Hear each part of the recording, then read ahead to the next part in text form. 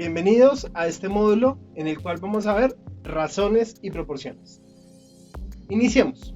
Una razón es la comparación que se hace en cualesquiera dos números. Por ejemplo, A sobre B. Lo leemos como A es a B. De esta manera obtendríamos una razón. Una proporción va a ser entonces la igualdad entre dos razones. Miremos. A es a B es igual a C es a D. En este caso tendremos una proporción. ¿Qué hace ser la proporción? Lo leeríamos como A es a B como C es a D. En este caso, para que sea una proporción, tendríamos que interpretar y multiplicar los extremos y los medios. Los extremos serían A y D y los medios serían C y D. Para este caso, la multiplicación de estos dos me tiene que dar el mismo número. Por ejemplo, 3 cuartos es a 15 veinteavos. Si multiplicamos 3 por 20, me da lo mismo que multiplicar 4 por 15. En los dos casos me daría 60. Miremos un ejemplo. La razón entre el número de dulces que tiene Andrés y el número de dulces que tiene su hermano es 2 a 3. En este caso, si Andrés tiene 12 dulces, ¿cuántos dulces tendrá su hermano? Entendemos que es una proporción. Tenemos la razón 2 es a 3. Como tenemos que hallar los dulces que tiene Andrés, entonces diríamos que los dulces que tiene Andrés es a X como 2 es a 3. Ahora utilizaremos lo que acabamos de ver. La multiplicación de los extremos tiene que ser igual a la multiplicación de los medios. En este caso, 12 es a X como 2 es a 3. Claro, sabemos que él tiene 12 dulces. Multiplicamos los extremos y me daría 36 es igual a 2x. Despejamos y sabemos que x es igual a 18. Miremos entonces qué pasa si tenemos una serie de razones. Por ejemplo, A es a B, como C es a D, como E es a F. En este caso, se tiene que mantener una constante de proporcionalidad. ¿Eso qué significa? Significa que al ser todas iguales las proporciones, cada proporción tendría que darme el mismo valor, la misma proporción. Miremos, por ejemplo, un medio es a 2 cuartos, como es a 3 sextos, como es a 4 octavos, como es a 5 décimos y así sucesivamente. En cada uno de los casos tendría una constante que sería 0.5. ¿De dónde sale?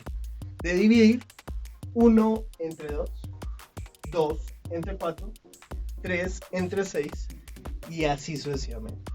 La igualdad de las proporciones entonces da porque entre todas ellas me da una misma constante. Miremos ahora un ejemplo. Si A es a 3, como B es a 5, como C es a 6, entonces tendríamos que determinar los valores de A, de B y de C, sabiendo que la suma entre ellos es 42. Tengamos en cuenta que existe una constante de proporcionalidad que se debe cumplir para cada uno de ellos. Miremos cómo se hace. Yo sé que A es a 3, como B es a 5, como C es a 6. Esa es una constante de proporcionalidad, la que me genera todas las fracciones. Sabemos además que A más B más C es 42. Podríamos obtener que 3K más 5K más 6K es igual a 42. ¿De dónde sale el K? Sabemos que cada proporción me tiene que tener la misma constante. Por eso es que le debo incluir 3K, 5K y 6K. Al operarlo, sabríamos que 14K es igual a 42 y de espejo donde K es igual a 3. Por lo tanto, tendríamos que A debe ser 9, B debe ser 15 y C debe ser 18. De esta manera hemos concluido el ejercicio. Ahora realizaremos ejercicios que tienen que ver con proporcionalidad directa. Miremos. Dos variables son directamente proporcionales si al aumentar o disminuir su cantidad, la otra también aumenta o disminuye. Por ejemplo, compro 2 panes, me valen 400 pesos. Si compro 4 panes, me valdrá mucho más dinero. En ese caso tendríamos una proporcionalidad directa. Cada vez que aumento la cantidad de panes, aumento la cantidad de dinero. Miremos ahora la siguiente tabla. Aquí tengo el número de fotocopias. 1, 2, 3, 4, 5, 6, etc. Al frente tengo el costo en pesos. 20, 40, 60, 80. Una fotocopia vale 20, 2 valen 40 y así sucesivamente.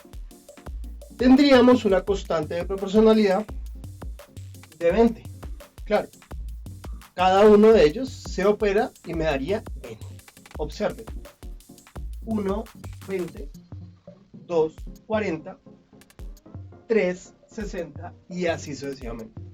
Observamos entonces que crece una variable mientras que la otra también crece. Miremos ahora la gráfica. Ahora miraremos la proporcionalidad inversa. La proporcionalidad inversa consiste en que si yo aumento una cantidad, la otra cantidad va a disminuir. O al contrario, mientras una cantidad disminuye, la otra va a aumentar. Miremos un ejemplo. Para construir una piscina en 20 días, se requiere de 4 obreros. Entonces, se puede inferir que para demorar 10 días se deben requerir 8 obreros. Para demorar 5 días se requieren 16 obreros. Y así sucesivamente, como lo mostramos en la tabla. 4 obreros, 20 días. La constante me va a dar 80. 8 obreros, 10 días. La constante me sigue dando 80.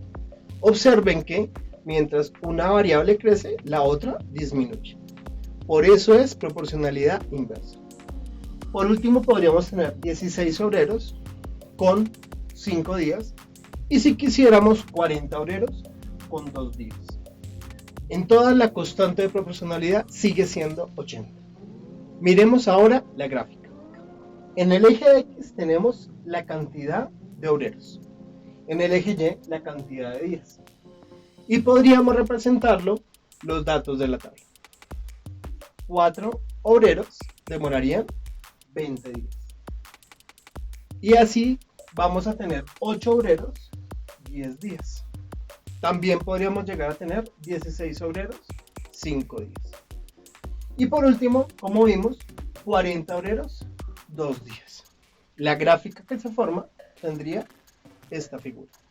Este gráfico sería de una proporcionalidad inversa.